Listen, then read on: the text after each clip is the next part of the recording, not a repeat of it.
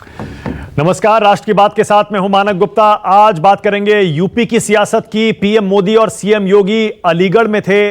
यहां से मानो उन्होंने चुनावी शंखनाद कर दिया।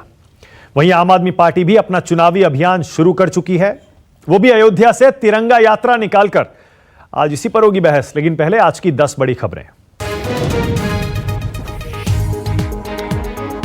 चुनाव से पहले यूपी को पीएम मोदी की बड़ी सौगात। महेंद्र प्रताप सिंह यूनिवर्सिटी और डिफेंस कॉरिडोर का किया शिलान्यास। कहा, पुरानी गलतियों को सुधार रहा न्यू इंडिया। पीएम मोदी ने की सीएम योगी की जमकर तारीफ। कहा, कर्मठ और यशस्वी मुख्यमंत्री के राज में भागे गुंडे और भ्रष्टाचारी। छोटे किसानों के लिए दिन रात काम कर रही सरकार। अखिलेश यादव का योगी सरकार पर निशाना। बोले, समाजवादी पार्टी की बनेगी सरकार। योगी का जाना तय, बीजेपी को बुलडोजर रखना चाहिए चुनाव चिन्ह। अयोध्या में आम आदमी पार्टी का शक्ति प्रदर्शन। रामनगरी में निकाली तिरंगा यात्रा। सिसोदिया बोले, राम की प्रेरणा से यूपी में बनाएंगे सरकार। हिमाचल के सीएम जयराम ठाकुर दिल्ली पहुंचे। आज बीजेपी के वरिष्ठ नेताओं से मुलाकात। गुजरात में सीएम बदले जाने के बाद हिमाचल के सीएम को दिल्ली बुलाए जाने पर लग रहे हैं कई तरह के कयास। बिहार दौरे पर पहुंचे एआईएमआईएम चीफ असदुद्दीन ओवैसी ने बाहुबली अतीक अहमद और मुख्तार को टिकट देने पर सफाई दी। कहा, दोनों दोषी साबित नहीं हुए, चुनाव आयोग उन्हें चुनाव लड़ने का अधिकार देता है। सीएम योगी के अब्बाजान वाले बयान पर जेडीयू के राष्ट्रीय अध्यक्ष ललन सिंह का बयान। कहा, सभी राजनीतिक दलों को सोच समझकर बयान देना चाहिए। किसानों को सीएम अमरिंदर सिंह की सलाह पर छेड़ा संग्राम। हरियाणा के मंत्री अनिल विज बोले, किसानों को भड़का रही है पंजाब सरकार। कैप्टन ने कहा था, किसान दिल्ली हरियाणा में धरना दें, पंजाब में नहीं। राष्ट्रपति भवन के ऑडिटोरियम में केंद्रीय मंत्रिपरिषद की बैठक जारी। पीएम मोदी कर रहे हैं बैठक की अध्यक्षता। अपने कामकाज की रिपोर्ट देंगे मंत्री। महाराष्ट्र के अमरावती में वर्धा नदी में पलटी नाव। एक ही परिवार के 11 लोग डूबे, 3 की मौत, बाकियों की तलाश जारी।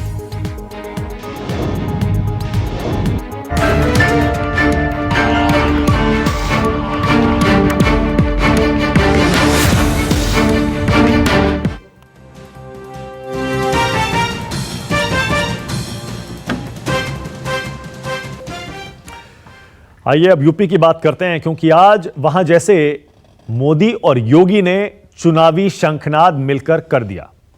भले ही कोई औपचारिक ऐलान चुनाव का अभी नहीं हुआ है, सबको पता है 5-6 महीना बाकी है, लेकिन आज अलीगढ़ में पीएम मोदी और सीएम योगी एक साथ एक मंच पर नजर आए। पीएम मोदी ने यहां राजा महेंद्र प्रताप सिंह स्टेट यूनिवर्सिटी और डिफेंस कॉरिडोर का शिलान्यास किया। 97 एकड़ में बन रही राजा महेंद्र प्रताप सिंह यूनिवर्सिटी बनाने में 100 करोड़ से ज्यादा की लागत आने वाली है। शिलान्यास के मौके पर पीएम और सीएम ने जनसभा को संबोधित किया। सीएम योगी ने जहां राजा महेंद्र प्रताप सिंह के योगदान को सराहा, तो वहीं पीएम ने राजा महेंद्र प्रताप सिंह का देश के लिए योगदान याद दिलाया। सीएम योगी की भी जमकर तारीफ की। पीएम मोदी ने कहा, पहले की सरकारें गुंडा माफियाओं के मन से चलती थी, अब की सरकार में गुंडे और भ्रष्टाचारी भागे भागे फिरते हैं। जरा सुनिए। आजादी की लड़ाई में इस क्षेत्र को नेतृत्व प्रदान करने वाले और उस कालखंड में भी शिक्षा और समाज सेवा के लिए अलग जगाने वाले राजा महेंद्र प्रताप सिंह को पश्चिमी उत्तर प्रदेश कभी विस्मृत नहीं करता। और आज आदरणीय प्रधानमंत्री जी के आशीर्वाद और उनके मार्गदर्शन में अलीगढ़ में राजा महेंद्र प्रताप सिंह जी की स्मृति में उनके नाम पर राजा महेंद्र प्रताप सिंह विश्वविद्यालय देना, यह अपने आप में राधाष्टमी के इस कार्यक्रम में सोने में सुहागे का काम कर रहा है। इस अवसर पर मैं आदरणीय प्रधानमंत्री जी का हृदय से स्वागत और अभिनंदन करता हूं। एक दौर था जब यहां शासन प्रशासन गुंडों और माफियाओं की मनमानी से चलता था, लेकिन अब वसूली करने वाले,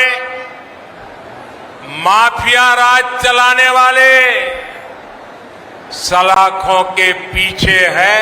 यूपी के लोग भूल नहीं सकते कि पहले यहां किस तरह के घोटाले होते थे, किस तरह राजकाज को भ्रष्टाचारियों के हवाले कर दिया गया था। आज योगी जी की सरकार पूरी ईमानदारी से यूपी के विकास में जुटी हुई है। जाट समुदाय से आने वाले राजा महेंद्र प्रताप सिंह के योगदान को सामने लाकर बीजेपी ने एक तीर से दो निशाने साधे हैं। एक तरफ नजरें जाट वोट बैंक पर हैं, जिनका प्रदेश की 100 से ज्यादा सीटों पर प्रभाव है, तो दूसरी तरफ बीजेपी ने यह जताने की भी कोशिश की है कि कांग्रेस की सरकारों ने देश की ऐसी महान विभूतियों को भुला दिया और अब उन गलतियों को सुधारा जा रहा है। प्रदेश में जाट मतदाता काफी प्रभाव रखता है। उत्तर प्रदेश के चुनाव से पहले एक बार फिर जाटलैंड पर हर पार्टी की नजर है। जाट मतदाताओं की आबादी 6 से 8% के आसपास है उत्तर प्रदेश में। वेस्ट यूपी में एक कहावत भी मशहूर है, जिसके जाट उसी के ठाट। वेस्ट यूपी में जाट मतदाताओं की आबादी 17% पहुंच जाती है। एक तरफ जहां बीजेपी अपना चुनावी अभियान शुरू करके उसे धार दे रही है, जाटलैंड में उतर चुकी है, जहां बताया जाता है किसान आंदोलन जब से जोर पकड़ा है किसान आंदोलन ने, तब से कहते हैं बीजेपी की वेस्टर्न यूपी में पकड़ कमजोर हुई है। इसीलिए मोदी योगी जब जाटलैंड में उतरे हैं, कई तरह की बातें हो रही हैं। उधर दूसरी तरफ आम आदमी पार्टी भी यूपी चुनाव के लिए एक तरह से आज उतर गई। आपने अयोध्या से तिरंगा यात्रा की आज शुरुआत कर दी। यह देखिए तस्वीरें। दिल्ली के डिप्टी सीएम मनीष सिसोदिया और राज्यसभा सांसद संजय सिंह ने इस तिरंगा यात्रा की अयोध्या से शुरुआत की। पार्टी पूरे प्रदेश में ऐसी तिरंगा यात्राएं निकालेगी। इस मौके पर मनीष सिसोदिया ने कहा, योगी आदित्यनाथ और असदुद्दीन ओवैसी मिले हुए हैं। इसके अलावा उन्होंने दावा किया, आम आदमी पार्टी इस तिरंगा यात्रा के जरिए बीजेपी को बेनकाब करेगी। जरा सुनिए। 4.5 साल की इस लूट, भ्रष्टाचार, दंगाइयों के साथ खड़ी, गुंडाराज के साथ खड़ी सरकार को हटाने के संकल्प के साथ आज हम तिरंगा यात्रा निकाल रहे हैं और भगवान राम का आशीर्वाद, संतों का आशीर्वाद हमें मिला है। हम इस तिरंगे के नीचे खड़े हर एक उत्तर प्रदेश वासी को अच्छी बिजली, अच्छी शिक्षा, अच्छे स्वास्थ्य, अच्छा रोजगार, किसानों को अच्छी जिंदगी, महिलाओं को सुरक्षा, इसके संकल्प के साथ में ये यात्रा निकाल रहे हैं। इधर असदुद्दीन ओवैसी भी यूपी चुनाव को लेकर पूरी तैयारी में दिख रहे हैं। ओवैसी ने आज प्रेस कॉन्फ्रेंस करके कहा, अतीक अहमद और मुख्तार अंसारी को भी चुनाव लड़ाएंगे। जरा सुनिए। अतीक अहमद भारत के शहरी हैं और लीगली वो इलेक्शन लड़ सकते हैं, उन पे क्रिमिनल केसेस हैं और अभी तक वो इलेक्शन लड़ सकते हैं। लड़ेंगे, क्यों बात है? आप लड़ा रहे हो? बिल्कुल लड़ाएंगे। फ्रंट फुट पर खेल रहे हैं असदुद्दीन ओवैसी। वहीं अखिलेश यादव ने भी प्रेस कॉन्फ्रेंस की। बीजेपी और योगी सरकार को फिर से घेरा। माफियाओं के घर पर योगी सरकार के बुलडोजर चलाने पर अखिलेश ने तंज भी कसा है। जरा सुनिए। ये सबसे बड़ी उपलब्धि सरकार की है कि इनका पास बुलडोजर है। बुलडोजर में स्टीयरिंग होता है। अभी बुलडोजर इधर चल रहा है, स्टीयरिंग घूम जाएगा तो बुलडोजर किधर चलेगा। और मैंने कई मौके पर कहा, फिर कहता हूं इस बार, ये जो मुख्यमंत्री आवास पीछे बना हुआ है, इसका भी नक्शा पास नहीं है। सरकार मनमानी कर रही है। सरकार कानून को नहीं मान रही। जो मर्यादाएं होती हैं राजनीति में, उसकी परवाह नहीं कर रही। हम इन गरीबों को भरोसा दिलाते हैं कि जब कभी भी समाजवादी सरकार बनेगी, आपका सम्मान भी वापस होगा और आपके घर जो तोड़े गए हैं वो वही के वही घर बना करके समाजवादी सरकार देने का काम करेगी। आप देख रहे हैं, हर पार्टी हर दिन चुनावी मैदान में है। चुनाव की तैयारी और शंखनाद हो चुका है। राष्ट्र की बात में आज का सवाल, जाटलैंड से मोदी योगी का शंखनाद, किधर जाएंगे जाट? और सिसोदिया क्यों बोले योगी ओवैसी मिले हुए हैं? राष्ट्र की बात में आज बीजेपी से मेरे साथ अनिला सिंह आ रही हैं, कांग्रेस की तरफ से मुकेश शर्मा, असदुद्दीन ओवैसी की पार्टी AIMIM से असीम वकार मेरे साथ हैं, आम आदमी पार्टी से दीपक वाजपेयी हैं और समाजवादी पार्टी से घनश्याम तिवारी। सबसे पहले घनश्याम तिवारी आपसे शुरू करूंगा आज। घनश्याम तिवारी, आपने सुना पीएम मोदी और सीएम योगी ने अपने अपने भाषणों में क्या कहा। उन्होंने कहा माफिया, भ्रष्टाचार, गुंडे, पहले की सरकारें ये लोग चलाते थे और अब की सरकार में ये लोग भागे फिरते हैं, घनश्याम तिवारी। दूसरी तरफ आप कह रहे हैं कि आप उन्हीं माफियाओं और गुंडों के घर दोबारा बनाएंगे आपकी सरकार आ गई तो। घनश्याम तिवारी। माना जी नमस्कार, आपको, आपके दर्शकों को और मेरे को पैनलिस्ट को। उत्तर प्रदेश के हालात क्या हैं? बच्चे जान गंवा रहे हैं पर यमराज के दूत उत्सव मना रहे हैं। रोते बिलखते माँ बाप दर दर जा रहे हैं। भाजपा के नेता ढोल बजा रहे हैं। ऐसा लगता है जैसे मौत के सौदागर उत्तर प्रदेश में छा रहे हैं। जिस प्रदेश में भारतीय जनता पार्टी ने सिर्फ शमशान कब्रिस्तान की राजनीति दी, उस प्रदेश में भारतीय जनता पार्टी के मुख्यमंत्री ने शमशान कब्रिस्तान को प्रदेश की दास्तान में बदल दिया। जहां बच्चे ऑक्सीजन के लिए बिलबिलाते हुए मर जाते हैं, उनके माँ बाप तड़पते रहते हैं, प्रदेश की सरकार पे जूं नहीं रेखती। प्रधानमंत्री ने आज अपने भाषण में जो मुझे सबसे आश्चर्यचकित करने वाली बात लगी, राजा महेंद्र प्रताप सिंह। मैं आपसे पूछता हूं मानक जी, आप बहुत सजग रहते हैं, राजा महेंद्र प्रताप सिंह कौन सी यूनिवर्सिटी से पढ़े थे? उत्तर प्रदेश की सबसे पुरानी यूनिवर्सिटी कौन सी है? छोड़े, उत्तरी भारत की सबसे पुरानी यूनिवर्सिटी कौन सी है? देश की सबसे 5 पुरानी यूनिवर्सिटीज का नाम बताइए। अगर अलीगढ़ में आप जाते हैं, जो NIRF की रैंकिंग आई है उसमें टॉप 20 यूनिवर्सिटीज हैं, आप अलीगढ़ मुस्लिम यूनिवर्सिटी का नाम नहीं जिक्र करते। आप कहते हैं अलीगढ़ की पहचान केवल ताले से है। ऐसा कहने वाले की बुद्धि पे ताला लगा हुआ है। या तो उनकी डिग्रियां फर्जी हैं या फिर जब वो डिग्रियां ले रहे थे तो उनकी सोच फर्जी रही होगी। कि आप अलीगढ़ जाते हैं, राजा महेंद्र प्रताप सिंह, जिनके बारे में आज इंडियन एक्सप्रेस में छपा है, the legacy of Raja Mahendra Pratap Singh and his contribution to building of AMU, आप नहीं बताते। दिखाता है कि आपकी सोच कितनी सांप्रदायिक है। यह दिखाता है कि आप जब प्रधानमंत्री के रूप में कहीं किसी मंच पे बैठे हैं जो सरकारी मंच है, उसमें आप छोटी राजनीति करते हैं। जब कल आदित्यनाथ ने अब्बाजान की बात कही तो आप अपने अब्बाजान की बात कहते हैं, लेकिन ये नहीं बताते कि जिस मुख्यमंत्री ने उत्तर प्रदेश को इस तरीके से डिजास्टर, मौत, शमशान कब्रिस्तान में झोंक दिया हो, उसके काम में जो कमी है वो नहीं गिनाते। अच्छा, मतलब आप ये कह रहे हैं कि वेस्टर्न यूपी में अगर जाट और किसान वहां का बीजेपी से नाराज भी था तो मोदी और योगी के वहां उतरने से और बड़ी बड़ी घोषणाएं करने से वो जाट बीजेपी के साथ नहीं जाने वाला, आप ये कह रहे हैं? डबल इंजन की सरकार मां बाप के आंसू नहीं पोंछ सकती, कम से कम जो बच्चे मरे हैं उनके प्रति एक श्रद्धांजलि नहीं दे सकती, जो किसान मरे उनके प्रति श्रद्धांजलि नहीं दे सकती, और जाकर के ओछी राजनीति करती है। सबसे ज्यादा कुछ कुपोषण के शिकार बच्चे कहां पर हैं? उत्तर प्रदेश में हैं। उत्तर प्रदेश का मुख्यमंत्री कौन है? आदित्यनाथ। सबसे ज्यादा अगर उत्तर प्रदेश की कैबिनेट उठाइए, 20 मंत्री ऐसे हैं ADR की रिपोर्ट के हिसाब से 45% जिनके ऊपर क्रिमिनल चार्जेस हैं। किस तरह के क्रिमिनल चार्जेस हैं? अटेम्प्ट टू मर्डर जैसे क्रिमिनल चार्जेस हैं, कम से कम 4 मंत्री। घनश्याम तिवारी, एक सेकंड, रिलीजियस एनिमिटी 4 मंत्री। ओके, एक सेकंड। आप ये अक्सर ये बातें बताते हैं और इंफॉर्मेटिव बातें हैं, इसीलिए मैं आपको अलाउ करता हूं, ये एनरिच करती हैं डिबेट को। लेकिन घनश्याम तिवारी, मैंने आपसे सवाल किया, 2 अलग अलग स्टैंड लिए बीजेपी और समाजवादी पार्टी ने आज। मोदी जी कहते हैं इस सरकार में भ्रष्टाचारी, गुंडे, माफिया भागे फिरते हैं। आप कहते हैं जिन लोगों के घर गिराए हैं इस सरकार ने, आपकी सरकार आई तो दोबारा बनाएंगे। मतलब उन गुंडों माफियाओं के घर आप दोबारा बनवाएंगे। बुलडोजर, इस सरकार को अपना नाम बुलडोजर रख देना चाहिए। बीजेपी तो कह रही है माफियाओं के घर गिरा रहे हैं, आप कह रहे हैं कि आप उनके घर दोबारा बनवाएंगे। पूर्व मुख्यमंत्री और राष्ट्रीय अध्यक्ष अखिलेश जी ने कहा कि भारतीय जनता पार्टी को या प्रधानमंत्री को भारतीय जनता पार्टी के मुख्यमंत्री से कहना चाहिए प्रदेश के टॉप 10 माफियाओं की सूची जारी करें, या फिर वही सूची जारी कर दे जो भारतीय जनता पार्टी के एक MLA ने जारी की थी। सिर्फ ठाकुरवाद और माफिया का गठजोड़ करने से आप उत्तर प्रदेश को अपराध मुक्त कर लेंगे? आप जारी कीजिए टॉप 10 माफिया का, या वो चिट्ठी जारी कीजिए जो उनके MLA ने जारी की थी। केवल भाषण देना है, बहुत हुई पेट्रोल डीजल की मार, और पेट्रोल है 100 के पार, डीजल है 100 के मार। झूठ और पाखंड का भाषण देना प्रधानमंत्री या आदित्यनाथ की महत्वाकांक्षा भी है और उनकी ताकत भी है।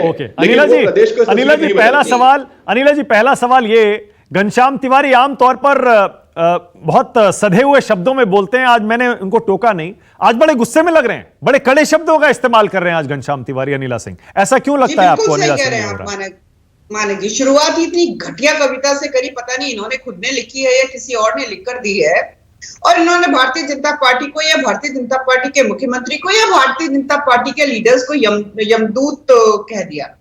तो घनश्याम तिवारी जी, एक बार तो खा गए, हम मार चुके हैं समाजवादी पार्टी को।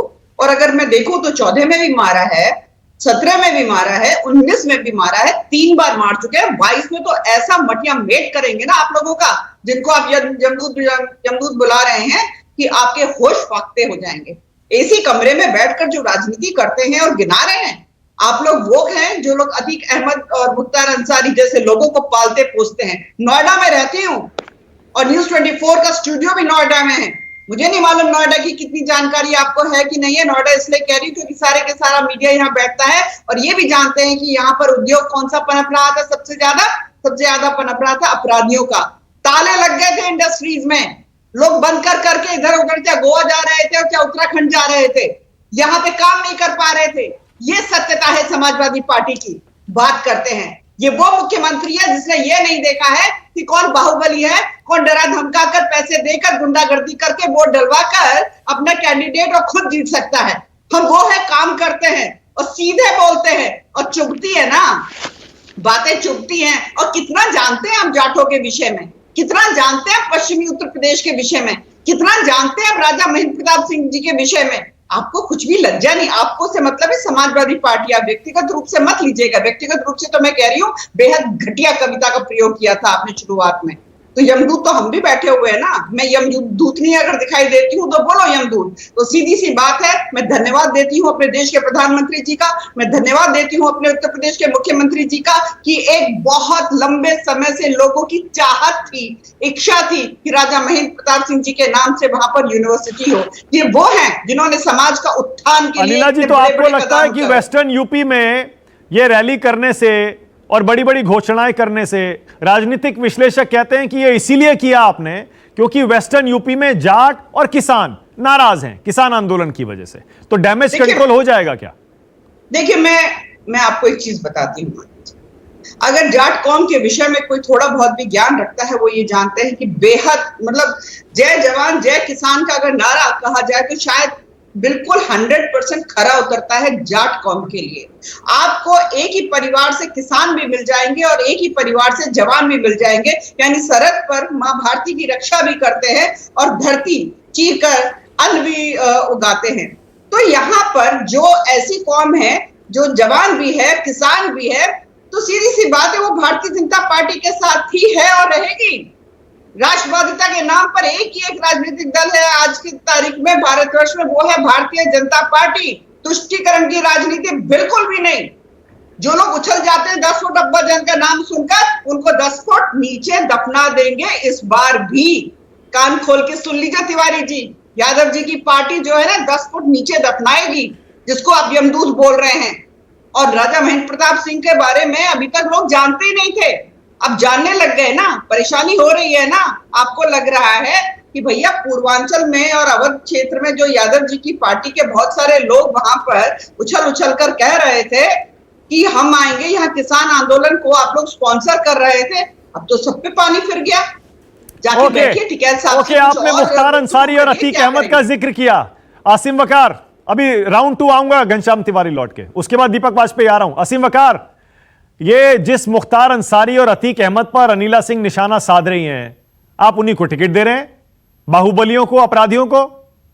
ऐसे चुनाव लड़ेंगे आप उत्तर प्रदेश में?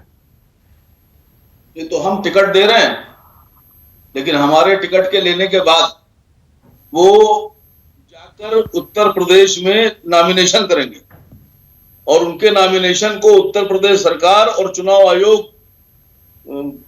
उसको परमिशन देगा चुनाव लड़ने की। अगर वो इतने ही खराब लोग हैं इनके हिसाब से और इतने बड़े अपराधी हैं, तो ये चुनाव आयोग से कह दे कि उनकी परमिशन रद्द कर दें। हम तो सिर्फ टिकट दे रहे हैं, चुनाव लड़ने की परमिशन तो उत्तर प्रदेश सरकार, हिंदुस्तान की सरकार और भारत सरकार का इलेक्शन कमीशन देगा। पर आप इनको टिकट क्यों दे रहे हैं ऐसे लोगों को जिनका रिकॉर्ड सबके सामने है? अगर इतना ही खराब रिकॉर्ड है तो चुनाव आयोग उनको चुनाव लड़ने की इजाजत क्यों दे रहा है? सवाल पूछिए प्रमुख चुनाव आयोग से, पूछिए, यहीं बैठे बैठे मिलाइए फोन। अरे मतलब नैतिकता भी तो कोई चीज होती है असीम वकार साहब, सिर्फ कानूनी सब कुछ नहीं होता। लोग तो जेल से भी चुनाव लड़ते हैं। योगी जी से पूछिए, योगी जी को मिलाइए फोन और उनसे पूछिए कि अगर नैतिकता है तो चुनाव आयोग को लिख दें, क्या वो उनका नॉमिनेशन रद्द कर देंगे इस आधार पर कि चुनाव नहीं लड़ सकते? आप पर आरोप है असीम वकार, आप इन लोगों को सिर्फ इसलिए टिकट दे रहे हैं क्योंकि आपको मुस्लिम वोट चाहिए, और दूसरा आपको इनसे ऐसे उम्मीदवार मिल ही नहीं रहे हैं जिनका प्रभाव हो अपने इलाके में। और सर हमारा आरोप यह है कि ये लोग अतीक अहमद और मुख्तार अंसारी का, सिर्फ मुख्तार अंसारी और अतीक अहमद का इसलिए विरोध कर रहे हैं कि इनको हिंदू वोटों का तुष्टीकरण करना है। इनको लगता है कि मुख्तार अंसारी और अतीक अहमद साहब का विरोध करो तो हिंदुओं को बेवकूफ बना के अपने पाले में ले आओ। अगर इतना ही बड़े अपराधी हैं तो मिलाइए योगी जी को। अच्छा ठीक है, ओके, अच्छा ठीक है, ओके, ऑल राइट, उनसे पूछिए कि चुनाव लड़ सकते हैं नहीं लड़ सकते। अगला आरोप आप पर लगाया आम आदमी पार्टी ने, दीपक वाजपेयी बैठे हैं, उन्होंने आरोप लगाया कि योगी और ओवैसी दोनों मिले हुए हैं। सेम आरोप मैं लगाए दे रहा हूं कि केजरीवाल जी और नरेंद्र मोदी जी और अमित शाह साहब मिले हुए हैं। कैसे, बताइए। जैसे उन्होंने लगाया वैसे मैंने लगाया। बोलिए दीपक वाजपेयी, बोलिए दीपक वाजपेयी। कैसे प्रूफ कीजिएगा बताइए। हाँ, दीपक वाजपेयी यहीं से शुरू करिएगा। जो आज मनीष सिसोदिया ने कहा योगी और ओवैसी मिले हुए हैं, क्यों भाई, ऐसा क्यों कह रहे हैं? वकार भाई, नहीं मैं कह रहा हूं संजय सिंह जी और योगी जी मिले हुए हैं। हाँ नहीं, वकार भाई को अभिवादन। अरे वकार भाई को अभिवादन, वकार भाई का अभिवादन, अनिला जी का अभिवादन, घनश्याम जी का अभिवादन। नाराज नहीं हो, गुस्सा नहीं हो, हम लोग डिबेट करते रहेंगे। देखिए, जो जिस तरह बिहार से एक अनुषांगिक संगठन भारतीय जनता पार्टी के तौर पर ओवैसी जी की पार्टी ने चुनाव लड़ा, जिस प्रकार से बंगाल में उन्होंने पूरी ताकत लगाई कि किसी तरह से बीजेपी जीते और नहीं जीत पाई, बिहार में वो कामयाब रहे। इससे केवल हमारे मन में नहीं, सबके मन में ये सवाल है कि आखिर ओवैसी जी सब कुछ वैसा ही क्यों कर रहे हैं जो आरएसएस का ब्लूप्रिंट है। ये सवाल जरूर हमने उठाया और मुझे लगता है कि सब लोगों को ये सोचने की आवश्यकता है। मेरा वकार साहब का मेरे मन में बहुत सम्मान है, मैं उनसे कहता हूँ वो भी इस पर विचार करें और नाराज नहीं हो। हम लोगों को लोकतंत्र में अपनी बात कहने का अधिकार, हमने केवल इतनी बात कही, लोकतंत्र में अपनी बात कहने का भी हक है दीपक, और साथ ही साथ देश में कहीं भी चुनाव लड़ने का भी हक है। आप भी तो जाते हैं चुनाव लड़ने के लिए, आप गोवा जाते हैं चुनाव लड़ने के लिए, उत्तराखंड जाते हैं, गुजरात जाते हैं, हिमाचल जाते हैं, उत्तर प्रदेश भी आ रहे हैं, उसी तरह उनकी पार्टी को भी हक है भाई। आप ये क्यों कह रहे हैं कि वो बिहार में चुनाव लड़े, बंगाल में चुनाव लड़ेंगे जैसे आप लड़ रहे हैं? दिक्कत क्या है इसमें? मानक जी, नहीं मानक जी, मैं बता रहा हूं। देखिए, हम पिछले 1.5 साल में उत्तर प्रदेश में हमने योगी जी की सरकार को जिस तरह एक्सपोज किया आपने देखा, जबकि उत्तर प्रदेश में हमारी कोई बड़ी हैसियत नहीं थी। पंचायत चुनाव में जाके हमारी हैसियत बनी जब हमने 83 सीटें जीती और 40 लाख वोट पाए। लेकिन सवाल यह है कि हम मध्य प्रदेश में चुनाव लड़े, छत्तीसगढ़ में चुनाव लड़े, राजस्थान में चुनाव लड़े, कर्नाटक में चुनाव लड़े, गोवा में चुनाव लड़े और हर जगह भारतीय जनता पार्टी हारी। ये ओवैसी जी जहां जाते हैं वो भारतीय जनता पार्टी का शगुन का टीका है, जाते ही ये पार्टी जीत जाती है, इसलिए सवाल उठते हैं। मैं एक राजनीतिक केवल बात कह रहा हूं, किसी पर बंगाल में तो बीजेपी हारी, अभी ना लें। बंगाल में ओवैसी जी गए, आपने भी बंगाल का जिक्र किया, वहां तो बीजेपी हारी है। सुनिए अनिला जी, सुनिए। अच्छा, और अब मैं पलट के आपसे सवाल एक और पूछ रहा हूं दीपक, एनालिसिस देखिए आप, और वो सवाल ये है कि आपने भी अयोध्या से ही अपनी यात्रा क्यों शुरू की जी? आप भी बता दीजिए। आप तो कहते थे बीजेपी सांप्रदायिक राजनीति करती है, अयोध्या से ही आपने तिरंगा यात्रा क्यों शुरू की? आपके नेता क्यों कहते हैं कि राम राज लाएंगे? आप भी तो वही राजनीति कर रहे हैं। जी मानक जी, पहले तो मैं थोड़ा सा करेक्ट कर दूं, मैं आपका बहुत सम्मान करता हूं, आपकी हमेशा इतनी सटीक जानकारियां होती हैं, कई बार हम करेक्ट होते हैं, लेकिन चूंकि मैं भी पत्रकार रहा हूं तो आपके भाई की तरह अधिकार पूर्वक कहता हूं। पहली तिरंगा यात्रा में मैं मौजूद था, वो लखनऊ से हुई, दूसरी आगरा में हुई, तीसरी नोएडा में हुई, और ऐसा अयोध्या प्रवेश पे, भगवान राम की नगरी में प्रवेश पे हम पे रोक नहीं लगी है, हम वहां पे भी गए। चौथी यात्रा है, पहली बात। दूसरी बात, मैं आपको बता दूं कि अरविंद केजरीवाल जी ने जब अपनी राजनीतिक यात्रा शुरू की थी 2013 में, तो रामायण के रचयिता श्री वाल्मीकि जी के मंदिर से अपनी राजनीतिक यात्रा चालू की थी, नंबर 2। और तीसरा तथ्य यह कि गांधी जी जब दिल्ली आए तो वो उसी वाल्मीकि मंदिर में रहते थे। राम खुद उन्होंने लिखा गांधी जी ने कि चरखे में राम राम भरा हुआ है। रघुपति राघव राजा राम खाते थे, क्या आप उनको कहते हैं कि वो सेक्युलर नहीं थे? देखिए, हम देश के संविधान की इज्जत करते हैं। हमारी पार्टी का संविधान आप पढ़ेंगे, वो हम भारत के लोग भारत को संपूर्ण प्रभुत्व संपन्न, समाजवादी, धर्मनिरपेक्ष, लोकतांत्रिक गणराज्य बनाने की परिकल्पना के साथ शुरू करते हैं।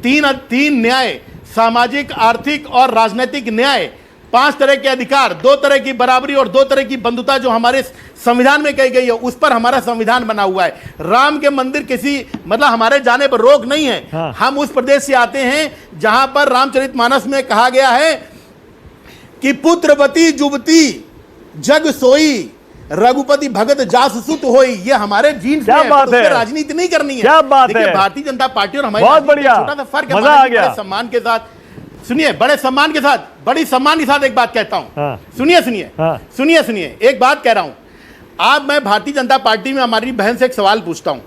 हम धर्म की राजनीति नहीं करते, हिंदू मुसलमान की राजनीति नहीं करते, इसके बावजूद हम 35,000 लोगों को जगन्नाथपुरी, द्वारकापुरी, महाकाल, वैष्णो देवी, श्री दरबार साहिब, अमृतसर और अजमेर शरीफ की तीर्थ यात्रा कराते हैं। भारतीय जनता पार्टी कहती है हम हिंदुओं की पार्टी है। उत्तर प्रदेश सरकार ने कितने लोगों को तीर्थ यात्रा कराई?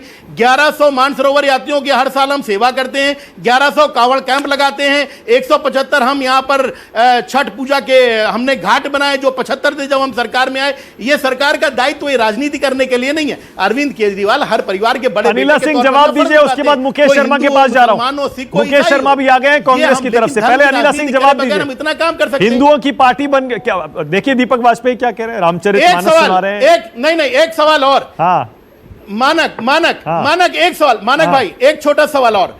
ये बताइए कि ब्रजभूषण शरण सिंह को टिकट देकर एमपी बनाने वाली पार्टी कौन सी है? वो कैसे दूसरे पे माफिया का आरोप लगा सकती? माफियावाद की सबसे बड़ी पोषक भारतीय जनता पार्टी। ओके अनिला सिंह बोलिए अनिला जी।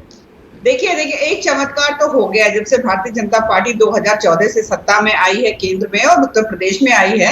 चाहे वो आम आदमी पार्टी है, देखिए कितनी अच्छी बातें कर रहे हैं। हम ये तीर्थ यात्रा कराते हैं, हम वो करते हैं, फला, यानी हिंदुओं की बात और हिंदू धर्म की बात। कांग्रेस को देख लीजिए आप, किस प्रकार से मंदिर जाना, दिखाना कि हमसे बड़े ब्राह्मण कोई नहीं, हमसे बड़ा हिंदू कोई नहीं। समाजवादी पार्टी जो है सब परशुराम जी की मूर्ति लगाने की बात करती है और अपने आप को फिर से दिखाती है कि भाई हमसे बड़ा हिंदू कोई नहीं। ये चमत्कार तो भारतीय जनता पार्टी ने कर दिया कि जो लोग तुष्टीकरण की राजनीति करते थे और 80% की आबादी इस देश की जो है उसको कोने में डाल रखा था, आज उनके सामने हाथ जोड़कर खड़े हैं। हम भी हिंदू, हम भी हिंदू, हम भी हिंदू।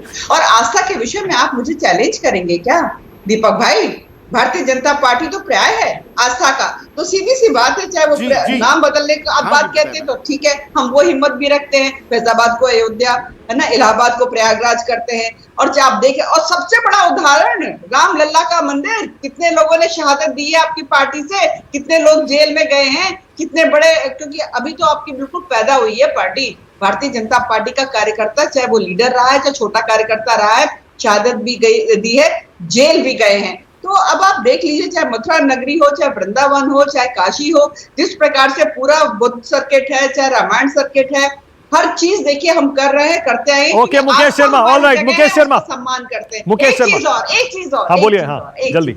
हाँ देखिए ऐसा है कि मैं जी मैं वकार साहब को सुन रही थी। एक रिबटल, हाँ नहीं बस एक बात और कह दूं फिर आप। मैं अभी वकार साहब को सुन रही थी, उन्होंने कहा कि बिल्कुल अतीक अहमद को भी हम टिकट देंगे और अंसारी को भी हम टिकट देंगे, क्योंकि ये जो हमारा कॉन्स्टिट्यूशन है ये अलाउ करता है। बिल्कुल साहब, जो लैला है, अपने आप को कहते हैं ना लैला, ओवैसी साहब जो लैला है, उनको आशिकी हो गई है अतीक अहमद से, मुख्तार अंसारी से। और आशिकी जब चढ़ती है सर पे तो आदमी कुछ भी कर गुजरता है। नहीं। छोटा रिबटल मुझे देना पड़ेगा असीम वकार को, छोटा सा जवाब असीम वकार। मुकेश शर्मा के पास जाना है मुझे, उसके बाद एक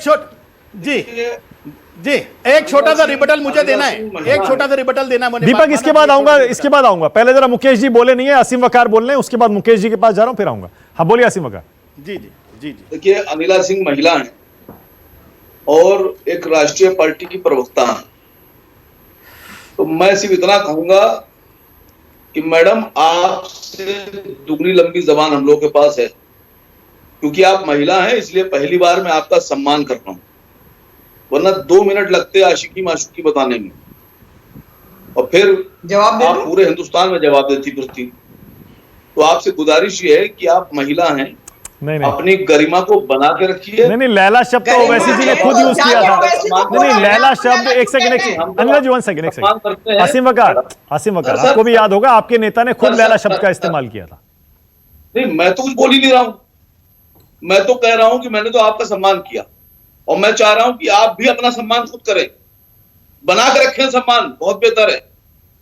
तो मैं बोलना ये रिक्वेस्ट मेरी मान लीजिएगा और अकेले में सोचिएगा मैंने जो कहा है। चलिए, अच्छा ठीक है, ओके, छोड़ दीजिए। जैसे मैंने कहा तो जाके ओवैसी को बोल दे कि अपने आप को लैला कहना, एक भाई का मशवरा है, जो अपने आप को अच्छा लैला मशवरा है, कहलाएगा बोलते वक्त आदमी को बहुत अच्छा लगता है। ओके, मुकेश शर्मा, ऑलराइट, मुकेश शर्मा बोले नहीं है बिल्कुल भी। मुकेश जी आज थोड़ा देर से भी जुड़े मेरे साथ, पूर्व विधायक भी हैं।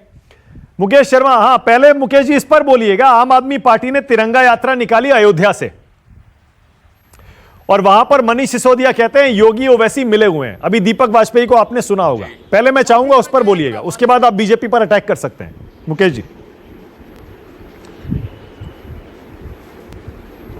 देखिए मानक जी, मैं ना किसी पे अटैक करने आया हूं, मैं तो सीधी आपने जो बात कही है पहले उसका जवाब दे रहा हूं, उसके बाद सीधा मेरा सवाल है। हाँ। आम आदमी पार्टी ने आज क्या कहा है कि ओवैसी जी और बीजेपी मिले हुए हैं। जो आम आदमी पार्टी ने कहा है वो आम आदमी पार्टी पर भी लागू होता है, मेरा बड़ा स्पष्ट रूप से कहना है। जो वो ओवैसी जी के लिए कह रहे हैं वो उनके ऊपर भी लागू होता है। इसका सीधा सिंपल शॉर्ट में मैंने आपको जवाब दे दिया है। मैं 2 बात कहना चाहता हूं मानक जी, आप बड़े सुलझे हुए पत्रकार हैं। आज अचानक भारतीय जनता पार्टी को राजा महेंद्र प्रताप सिंह जी, जिनके खिलाफ पंडित अटल बिहारी वाजपेयी जी को आपने लोकसभा का चुनाव लड़ाया और वो चुनाव हारे, वो राजा महेंद्र प्रताप सिंह जी जिन्होंने अपनी दौलत से, अपने खजाने से प्रेम टेक्निकल इंस्टीट्यूट बनाया मथुरा में, जो आज बंदी के कगार पर है, जिसके लिए सरकार कुछ कर नहीं पाई, वो सरकार को अचानक राजा महेंद्र प्रताप सिंह जी याद आ जाते हैं। क्योंकि पश्चिमी उत्तर प्रदेश में मुजफ्फरनगर में जो किसान पंचायत हुई, जो पश्चिमी उत्तर प्रदेश में इन्होंने माहौल खराब किया था, जिस वक्त सपा की सरकार थी, जो इन्होंने द्वेष फैलाया था हिंदू और मुस्लिम के बीच में, आज जब अल्लाहू अकबर हर हर महादेव किसान मोर्चे के स्टेज से लगा किसान देश का एक हो गया है और पश्चिमी उत्तर प्रदेश में हिंदू मुसलमान की खाई पूरी तरीके से हमेशा के लिए समाप्त हो गई है। आज उस इज्जत को रफू करने के लिए, उस डेंट को ठीक करने के लिए आज इनको अचानक 6 महीने पहले राजा महेंद्र प्रताप सिंह जी के नाम से यूनिवर्सिटी बनाने की याद आ गई है। और मैं आपको आपने जाट लैंड शब्द यूज किया है, मैं उसको कहना चाहता हूं हिंदू मुस्लिम हम सब भाई भाई हैं और ये एक बहुत अच्छी सांप्रदायिक एकता हुई है। इससे आखिर भारतीय जनता पार्टी के पेट में दर्द हो क्यों रहा है? और मैं ये कहना चाहता हूं स्पष्ट शब्दों में कि आज देश रोजगार मांग रहा है, देश भूख और बेकारी पर मोदी जी, योगी जी आपसे सवाल पूछ रहा है। देश जो गंगा किनारे लाखों लाशें कोरोना में पड़ी थी, अरे लाखों मत बोलिए, यूपी सरकार से अरे लाखों मत बोलिए, लाखों लाशें तो सुनकर भी ऐसा लगता है भयावह। लाखों नहीं थी सर, लाखों मत बोलिए। अरे भाई मैं नहीं बोल रहा, राइटर की फोटो बोल रही है, मैं नहीं बोल रहा। दूसरा मैं कहना चाहता हूं, फिरोजाबाद में अभी 100 से ज्यादा बच्चे अकेले फिरोजाबाद में डेंगू से और वायरल बुखार से मर जाते हैं। उसके अलावा आगरा और आसपास के कई जिलों के अंदर आज वायरल और डेंगू बुखार सर चढ़े घूम रहा है, उस पर कोई जवाब नहीं है। और मुझे बहुत आज दिक्कत हुई है, तकलीफ हुई है कि आज प्रधानमंत्री जी और योगी जी मंच से कहते हैं कि कोरोना काल में सबसे बेहतर काम उत्तर प्रदेश सरकार ने किया है। भाई जनाब, लोग हंस रहे थे। और मैं आपको एक कहना चाहता हूं, मुझे सिर्फ एक बात कहनी है कि एक बात आप समझ लीजिए, 2022 में 24 की जो पिक्चर है इस देश की, उसका ट्रेलर है और निश्चित तौर पर 2022 में योगी जी की सरकार को हिंदू मुस्लिम सिख ईसाई बेरोजगारी के मुद्दे पर, ओके अनिला जी जवाब दीजिए, उसके बाद घनश्याम तिवारी के पास जा रहा हूं, फिर आ रहा हूं दीपक, उसके बाद जो बलात्कार प्रदेश उत्तर प्रदेश अनिला बना जी, दिया जवाब है, दीजिए। जो हिंसा प्रदेश बना दिया है, उन मुद्दों को लेकर भारतीय जनता पार्टी को 2000 हाँ दीपक आ रहा हूँ, अनिला जी जवाब दे रही है, उसके बाद घनश्याम तिवारी, फिर आ रहा हूँ दीपक, आ रहा हूँ उसके बाद। हाँ अनिला जी बोलिए। देखिए ऐसा है कि मैं इसीलिए इंडियन नेशनल मानिक जी मैं इसीलिए कांग्रेस को इंडियन नेशनल कंफ्यूज पार्टी कहती हूँ, क्योंकि अभी अभी जैसे मुकेश जी हैं, उन्होंने कहा लाखों मृत्यु हुई है कोविड में। अरे चुप रहिए अरे आपका जाने का नंबर आ गया, चलिए मैं नहीं बोल रही थी ना, लोग आपको देखना नहीं चाहते हैं, देश के लोग चाहते नहीं है आपको। मत होइए रे तो उत्साहित, क्या आप प्रॉब्लम है? कंफ्यूज पार्टी मत कहिए ना, मैं फिर उत्तर भारतीय प्रदेश में जनता कहीं पार्टी नहीं कहूंगा। है। आप लोग उत्तर प्रदेश में कहीं नहीं है। 1980 मैं फिर रंगा बिल्ला कहूंगा भारतीय जनता पार्टी जो है ना, आप दफन हो चुके हैं उत्तर प्रदेश की धरती पे। आप भारतीय काली पार्टी है, भारतीय झूठी पार्टी है। राहुल गांधी भाग गए केरला, अब तो उनको उत्तर प्रदेश के आम भी पसंद नहीं आते हैं। दिखाऊंगा उत्तर और मैडम प्रदेश के प्रियंका वाड्रा नतीजे, जो है ना, कांग्रेस पूरे दमखम के साथ चुनाव में जा रही है। छुट्टी पर रहती है, 5 दिन आती है टीचर की तरह, स्टूडेंट्स को होमवर्क देकर अरे चली जाती है। आपको आजकल प्रियंका जी रात को सपने में नजर आने लगी है बहन जी। क्या प्रॉब्लम है भाई? प्रियंका जी का खौफ आपके सर पे नाच रहा है। प्रियंका जी और कांग्रेस आपका खौफ नाच रहा है। ऑस्ट्रेलिया से आप भी सुनिए, हर जगह प्रशंसा हुई है कोविड मैनेजमेंट की।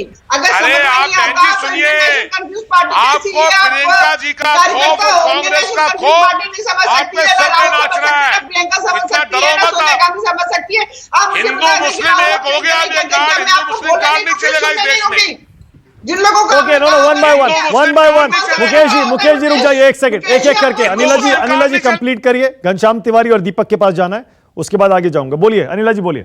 ये अजीब व्यक्ति है। बोलिए खुद तो जी देखिए, ऐसा है कोविड मैनेजमेंट के बारे में अगर कहा जाए तो मेरे पास पूरे 2 पन्ने भरे हुए हैं। मैं एक जिलेवार में बता सकती हूँ कि किस प्रकार से 25 करोड़ की आबादी वाले प्रदेश में किस प्रकार नहीं, आपने जवाब नहीं दिया। वो ये कह रहे हैं आप वेस्टर्न यूपी में जाटलैंड में उतरे ही इसीलिए हैं पूरी ताकत के साथ, क्योंकि आपको लगने लगा अल्लाहू अकबर हर हर महादेव के नारे राकेश टिकैत ने किसानों से लगवा दिए, हिंदू मुस्लिम को एक कर दिया, आपकी राजनीति पर उन्होंने पानी फेर दिया, इसीलिए आप उतरे वहां पर। देखिए ऐसा है कि मैं एक चीज जानती हूँ, जाटलैंड की आप बात करें, राकेश टिकैत ने जरूर अल्लाहू अकबर और हर हर महादेव की बात करी थी, किसानों ने कोई उनका साथ नहीं दिया था, नारा नहीं लगाया था। क्योंकि मैं शर्त लगा के कह सकती हूँ मानिक जी, आप पैनल पे बैठा लीजिएगा 2 मुसलमान प्रवक्ता बैठा लीजिएगा, एक समाजवादी पार्टी से और एक कांग्रेस से, और कहिएगा कि जरा बोलो हर हर महादेव, बोलकर भी दिखा दें ये लोग। ये मैं देखिए यहाँ पे धर्म पे राजनीति नहीं करना चाहती हूँ, पर सत्यता है भाई, उनका जो धर्म है अलाउ नहीं करता। ऐसी चुनौती मत दीजिए, हर हर महादेव अभी बोल देंगे। घनश्याम तिवारी हर हर महादेव बोलने में क्या दिक्कत है? घनश्याम तिवारी, उसके बाद आ रहा हूँ दीपक उसके बाद आ रहा हूँ, पहले घनश्याम तिवारी। सुनिए, एक minute, it's an insult to this nation. मानक, भारतवर्ष की बेइज्जती, अपमान मत कराइए अपने शो पर। ये बिस्मिल्लाह खान का देश है जो हमेशा, सुनिए, जो काशी विश्वनाथ के मंदिर पर जाके हमेशा शहनाई बजाते रहे। अनिला जी, ये गलत बात है, मुझे बहुत दुख है इस पे। भारतवर्ष का अपमान है ये बिस्मिल्लाह खान का भी देश है जो हमेशा जाते रहे। नहीं, मैं कह रहा हूँ, एक मिनट, ये गलत बात है।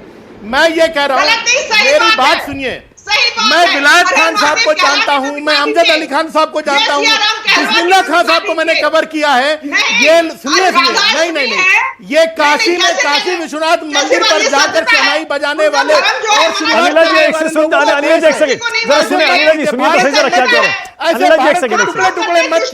सेकंड, भारत के टुकड़े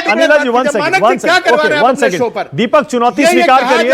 दीपक, मैं घनश्याम के पास जा रहा था, लेकिन दीपक चुनौती स्वीकार कर लीजिए। अभी आप रामचरितमानस सुना रहे थे, वो कह रही है हर हर महादेव बोल दीजिए। नहीं, आप पहले मुझे एक बात नहीं, ये बोलेंगे हर हर महादेव। आप कोई भी मुस्लिम प्रवक्ता बैठा लीजिए, क्योंकि इनका धर्म वो प्रस्ती नहीं मानते हैं। एक मिनट सुनिए, मानक, मैं एक बात कहना चाहता हूँ। ओके अनिला जी बोलने तो दीजिए। अनिला जी एक सेकंड सुन ले जरा, अनिला जी सुन ले। अनिला जी सुन लीजिए। मानक, हाँ बोलिए दीपक, बोलिए, उसके बाद घनश्याम तिवारी। हाँ दीपक बोलिए। मानक बोलिए। मैं अपनी बहन को हाथ जोड़ के कह रहा हूं, गुस्सा ना करें, मैं केवल I just want to put a point across. देखिए, इस बात में अगर राकेश टिकैत जी ने कहा और साथ में नारे लगे तो देश के किसी भी नागरिक के लिए शुभ संकेत है। सभी कम्युनिटीज का साथ आ रहा है। नंबर साहब बैठे हैं, 1। दूसरा, ये देश बिस्मिल्लाह खां का भी देश है, जो काशी के मंदिर पे, विश्वनाथ मंदिर पर जाके शहनाई बजाते हैं। अनिला जी, मैं हाथ जोड़ रहा हूं, मेरी बात सुन लीजिए। मेरी बात सुन लीजिए। देखिए, इस देश में ना, ये अगर सब साथ आते हैं बहुत अच्छी बात है, इसमें नाराज, गुस्सा या डिसअपॉइंट होने की बात नहीं है। मैं आपको केवल ये बताना चाह रहा हूं, अभी थोड़ी देर पहले अनिला बहन ने एक बात कही थी कि 2014 में ऐसा माहौल बना कि सब लोग राम राम करने लगे, हिंदू मंदिर जाने लगे। मैं उनको करेक्ट करना चाह रहा था। 2013 की मैंने बात की थी, जब अरविंद केजरीवाल रामायण के रचयिता वाल्मीकि जी के मंदिर गए थे। गांधी जी भी उनसे पहले पैदा हुए थे, वो भी गए थे। मैं केवल ये याद दिलाना चाह रहा हूं कि मेरी पार्टी जरूर कल बनी है, पर आरएसएस बहुत पुरानी संस्था है। ये वही लोग हैं जिन्होंने घनश्याम तिवारी के साथ मिलकर एनडब्ल्यूएफपी में, बंगाल में और सिंध में सरकार बनाई थी। ये वही लोग हैं जो पीडीपी के साथ जाके जम्मू कश्मीर में सरकार बनाते हैं। अच्छा, ओके घनश्याम तिवारी, पहले घनश्याम तिवारी, पहले घनश्याम तिवारी, उसके बाद आसिम वकार आपके पास ही आ रहा हूं। घनश्याम तिवारी, जीएसटी बोलिए। देखिए मानक जीएसटी कर रहा है, इस मुल्क की बेइज्जती कर, तकलीफ होती है। मानक, मेरा नाम घनश्याम, मेरे परिवार में या इस देश में किसी भी परिवार में देखिए, किसी का नाम राम, घनश्याम, कन्हैया, मतलब घर घर में जिस तरीके से धर्म आस्था है, ये आस्था का देश है। इसमें पाखंड का देश बनाने वाले ये लोग हैं जिनका ये संकल्प पत्र है। इसका एक पन्ना उठाइए और इस पन्ने को उठा करके फाड़ दीजिए, क्योंकि इसमें एक भी चीज पूरी नहीं हुई है। ये पाखंड है। और उसके बाद ये कहना कि किसका अब्बाजान कौन है। और आपने पूछा बुलडोजर के बारे में, मैं आपको खबर सुना देता हूं। रात के अंधेरे में चला योगी का बुलडोजर, लोगों ने कहा नाइंसाफी कर रही सरकार। 8 सितंबर 2021 ये खबर छपी है अयोध्या जिले की। तो जो सरकार आम आदमी के घरों में बुलडोजर चला रही है, अयोध्या में बुलडोजर चला रही है, और प्रधानमंत्री उसकी तारीफ कर रहे हैं। अच्छा, अब बच्चे मर रहे हैं। अच्छा, जीएसटी, ये लोग उत्सव मना रहे हैं, आप बोल रहे हैं, आसिम वकार हंस रहे हैं। मुझे समझ नहीं आ रहा जो कह रहा है। आसिम वकार, आप क्यों हंस रहे हैं भाई घनश्याम तिवारी की बात? लेकिन बात बिल्कुल स्पष्ट सी है कि देखिए, उत्तर प्रदेश का चुनाव, एक बात में सभी लोगों की सहमति है, उत्तर प्रदेश का चुनाव बेरोजगारी पे होगा, महंगाई पे होगा, बेहतर प्रशासन पे होगा, उत्तर प्रदेश के इंफ्रास्ट्रक्चर पे होगा, अमन चैन पे होगा।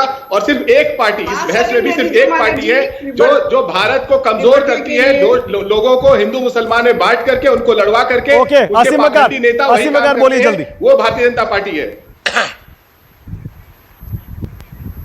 आसिम वकार। नहीं सर, मैं इस बात पे नहीं, मैं घनश्याम तिवारी जी पर नहीं हंस रहा था, ना इनकी बात पे हंस रहा था। मेरी बेटी बैठी थी सामने, मेरी घर की शहजादी है वो, हम सब उसको बहुत प्यार करते हैं। उसने कुछ कहा था, मैं उस पर हंस रहा था। अच्छा, तो घनश्याम भाई पे नहीं हंस रहा था मैं। अच्छा, और सच्चाई है सर। मुझे लगा आप इस बात पे हंस रहे थे कि आम आदमी पार्टी हो, समाजवादी पार्टी हो, कांग्रेस हो, सब अपने को सबसे बड़ा हिंदू बताने पे लगे हुए हैं। नहीं सर, ये मजबूरी है, इन सब की मजबूरी है कि इन सबको अपने को बड़ा हिंदू बताना है और मुस्लिम विरोधी बताना है। अच्छा, ये कोई नई बात नहीं है सर। तो इसमें कोई बड़ी बात नहीं है, सब इसी ट्रैक पर आ गए हैं।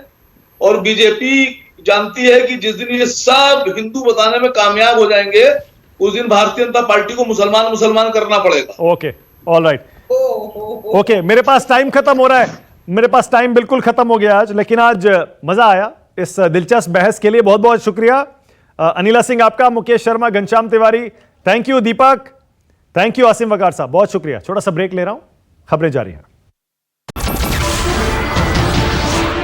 नमस्कार, मैं हूं मानक गुप्ता। अगर आपको हमारा ये वीडियो पसंद आया हो तो इसे लाइक और शेयर जरूर करें, और हां, हमें सब्सक्राइब और फॉलो करना ना भूलें, ताकि आप देश और दुनिया की कोई खबर मिस ना करें। तो जुड़े रहिए हमारे साथ और देखते रहिए News 24।